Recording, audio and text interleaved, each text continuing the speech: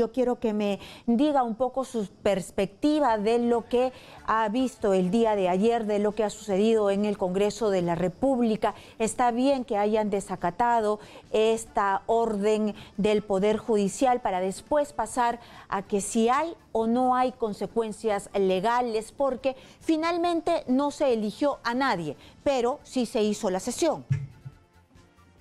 Sí, correcto. Definitivamente la orden judicial era muy clara.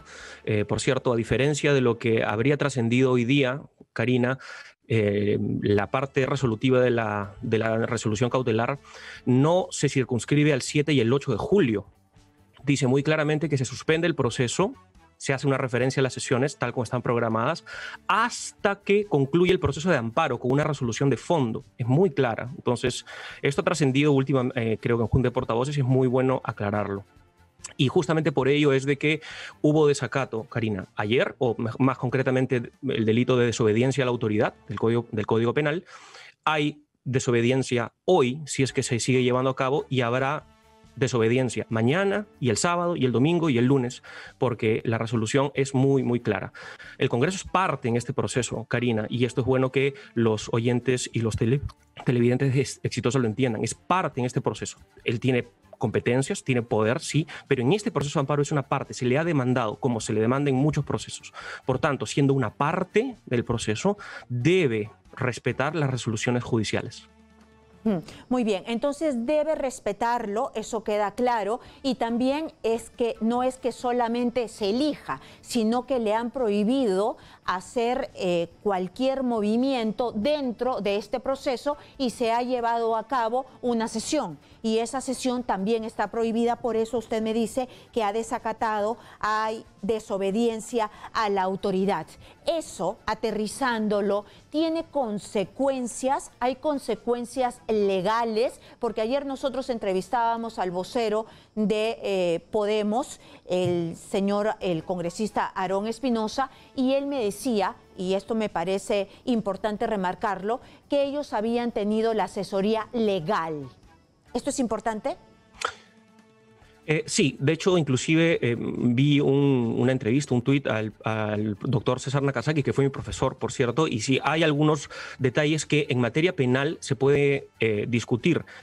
Sin embargo, Karina, el hecho de estos detalles mucho más técnicos a nivel penal, si es que configura delito, si es que hubo error, no hubo error, que por cierto yo no soy especialista, te lo confieso, esto no excluye en lo absoluto de que la Fiscalía de la Nación pueda iniciar una investigación contra estos congresistas que deliberadamente han ignorado una resolución judicial. No solo a nivel de portavoces, sino claramente en la primera votación, que tú lo recordarás, Karina, que se dio ayer, votaron para llevar adelante, diciendo, no, esta resolución no la vamos a acatar porque nuestro fuero, mil razones. Ok, sin embargo, la investigación tiene que iniciar, tiene que darse. Muy bien, entonces ya el procurador del Congreso ha dicho que en realidad se está atropellando los fueros del Congreso. En realidad el Congreso de la República es un poder del Estado y no se puede dejar en simple pisotear por otro poder del Estado. Se está pisoteando es decir, la independencia del Congreso de la República con esta resolución del Poder Judicial. Y se lo pregunto así porque además la OCMA ha abierto una investigación contra esta jueza supernumeraria que determinó darle curso a este impedimento. De acuerdo, es una excelente pregunta, Karina. Respecto de la primera, pues son dos preguntas, ¿no? En mi opinión, no se está pisoteando ninguna competencia del Congreso. Ocurriría esta afrenta si es que, por ejemplo, la jueza hubiese designado ella un miembro del Tribunal Constitucional. Esto sí es un problema, porque la competencia exclusiva, correcto, y excluyente por mandato constitucional es de que el Congreso puede elegir a los magistrados. Lo que la jueza ha hecho es constatar de que ha existido un vicio en el procedimiento, lo cual, en mi modesta opinión, Karina, tanto como parte demandante de una demanda de amparo, como lo sabes, los televidentes es bueno que lo sepan, 4 profesores y yo hemos iniciado una demanda de amparo el martes, ¿ok? Pero no solo como parte demandante, Karina, sino también como académico, como profesor, es, en mi opinión, absolutamente claro de que hubo un vicio en el procedimiento. Y ese vicio, bueno, hubo varios, pero uno de esos ha sido justamente bastante destacado por la jueza. La jueza ha dicho con mucha claridad, no se ha motivado el puntaje, el reglamento de elección de jueces del TC decía que debía motivarse, cada congresista debía entregar su propia motivación de por qué asignaba tal o cual puntaje. Eso no existe, Karina, no se ha dado. Ergo, hay un vicio en el procedimiento. Es exactamente por esto de que la jueza ha detenido. Entonces, no hay ninguna afrenta, porque la jueza lo que está haciendo es controlar de que ese procedimiento parlamentario se haya hecho adecuadamente. Si es que, por ejemplo, nosotros, bajo el pretexto de que es un fuero, no debería haber ninguna interferencia en lo absoluto en este procedimiento, significaría que el Congreso puede hacer lo que le dé la gana, aun cuando cree su procedimiento y violarlo. Y esto, Karina, es absolutamente nefasto en un Estado de Derecho. Justamente para eso existen otros poderes que se controlan entre sí. Y sobre el tema de la OCMA, muy brevemente, tal como lo ha comentado mis codemandantes, por ejemplo, los doctores Luciano López, Walter Albán, me produce mucha extrañeza. Y no solamente a mí, sino también, creería yo, la presidenta del Poder Judicial, Elvia Barrios, en sendos tweets y entrevistas, también ha enfatizado, muy elegantemente por supuesto, pero ha enfatizado de que se deben respetar la resolución de la jueza y que no habría habido, hasta donde se sabe, ninguna presión. Entonces, esta actitud de la OCMA, por supuesto, no creo que sea algo adecuado frente a la independencia judicial, porque mal que bien, si bien la resolución cautelar va a mantenerse en pie, la OCMA no puede derogarla de ninguna manera, sí genera presiones políticas. Que le visiten en el despacho, por ejemplo, genera presiones políticas. Entonces, me parece de que la presidenta del Poder Judicial, respaldando la independencia de esta jueza, ha hecho muy bien, y yo estoy de acuerdo con ella. Claro, la deja sin piso, ¿no? Porque diera la impresión que inmediatamente le está diciendo que se ha equivocado, hay una irregularidad. Ese es el mensaje que se ha dado a todo el país y así se puede entender. Fernando Silva es un abogado penalista, litigante, que sabe mucho también. Entonces, a él lo entrevistamos el día de ayer y me hizo notar algo que en realidad es bastante conocido, ¿no? Que las cautelares no se logran de un día para otro, que las cautelares son difíciles, que aunque se nos repita 1000 veces que las cautelares no son express, no, pues no son. En este país uno se demora para conseguir una cautelar. No salen en un día, no salen en 2 días. Es mentira que sean express. Que lo diga la norma es una cosa, que sea la realidad es otra. Y esta sí ha sido bastante rápida para salir, por eso se genera la suspicacia. ¿Cómo así se habrá logrado de que este señor que es el director, el jefe de la Comisión de Ética del CAL, sea escuchado tan rápido? Es una buena pregunta y de hecho una opinión interesante. En primer lugar, el Código Procesal Constitucional, artículo 15, así como otros códigos también, dicen de que las medidas cautelares se conceden sin escuchar a la otra parte.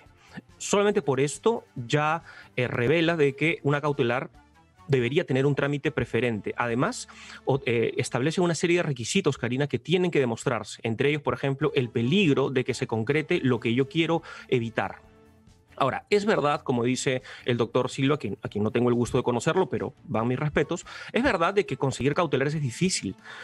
Hay muchos jueces que se demoran mucho. Sin embargo, Karina, es posible, y yo creo que es de saludar, de que una jueza, habiendo constatado un vicio absolutamente claro en este procedimiento, se haya atrevido, porque en realidad en este país muchas veces los jueces se atreven a esta cuestión, a enfrentar al Congreso, a resolver ese tipo de cuestiones, a expedir una resolución tan rápido, porque era lo que correspondía, Karina. Imagínate si es que se hubiese pedido esta cautelar cuando se haya pedido, ¿no? Y que la jueza resuelva aquí a un mes, que es, digamos, un plazo que normalmente los jueces usan. Entonces la pregunta es, ¿no habría habido allí más bien una afrenta a la tutela que pedía el demandante? Y no solo el demandante, porque no es el señor Walter Ayala quien está en realidad demandando. Él habrá firmado la demanda, pero esto, Karina, es una demanda que se conoce a nivel de teoría como una demanda de derechos difusos. O sea, somos todos los peruanos, tú y yo inclusive, los que estamos pidiendo que el Congreso enmiende la plana y corrija. No es una persona contra el Congreso, es un número indeterminadísimo de gente contra el Congreso. Entonces, no haber resuelto esta cautelar a tiempo como fue hecho habría significado, en mi opinión, una afrenta a todos los peruanos y peruanas. ¿Cuándo se piden las medidas cautelares? Porque yo me imagino que en realidad como esto es algo entre la vida y la muerte, ¿no? Y me llama la atención que como usted bien dice, conseguir las cautelares es difícil, conseguir las cautelares algunas veces puede salvar a una persona. ¿Y qué coronas tendría el señor Ayala para conseguirla tan rápido? Usted sabe que yo tengo que ser la abogada del diablo para poder entender. Entonces, por eso le pregunto esto. Sí, de acuerdo. Vea, Karina, yo no tengo ningún tipo de información ni ningún indicio de que haya habido algo irregular en esta cautelar. De hecho, el solo hecho de que se dé una cautelar de manera célere, rápida, en cuestión de días, no creo que nos deba llevar necesariamente a retirar conclusiones o a extraer conclusiones negativas ni hacia el doctor Ayala ni hacia la jueza. Si es que esa cautelar hubiese estado mal motivada, otra sería la cuestión, pero no lo ha estado, en mi modesta opinión. De hecho, cuando se pide una cautelar, en el contexto del proceso constitucional, hay reglas que dicen de que primero debe presentarse la demanda y posteriormente es que se debe presentar la cautelar. A diferencia de otros procesos, Karina, en donde, te lo comento para que nuestros televidentes lo sepan, y es muy común esto, se pueden pedir cautelares, Karina, antes de siquiera de que comience el proceso, antes de presentar la demanda. Esto está, por ejemplo, así, y así funciona en los procesos civiles, Karina.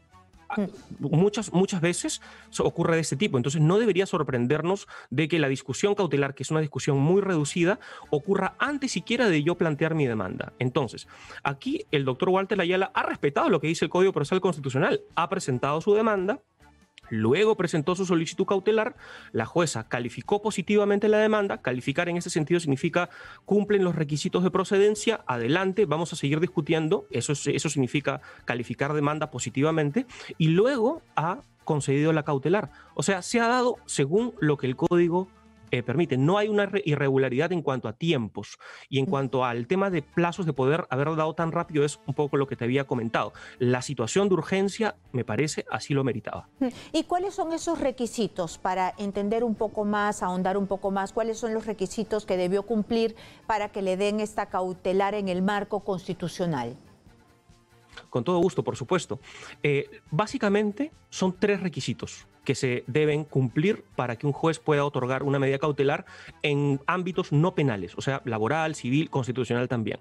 El primero es lo que se conoce como verosimilitud del derecho o probabilidad del derecho. En términos simples, para que se entienda, yo tengo que demostrar de que hay una probabilidad más o menos considerable, razonable, de que yo vaya a ganar este proceso.